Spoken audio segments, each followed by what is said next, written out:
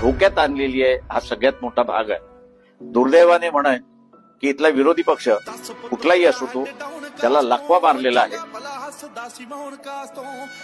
आणि लकवा मारला असल्यामुळे भारताला घेरण्याच्या भूमिकेमध्ये जग असताना कुणामुळे तर नरेंद्र मोदी एकट्यामुळे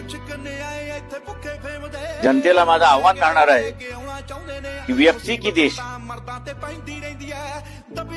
हा आता प्रश्न त्या ठिकाणी उपस्थित राहील।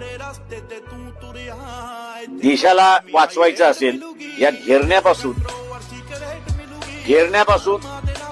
जर वाचवायचं असेल तर यापुढे नरेंद्र मोदींच्या पक्षाला सत्तेवरती येऊ देता कामा नये हे लक्षात घ्या। उद्या तो 1000चे 10,000 सुद्धा वाटेल।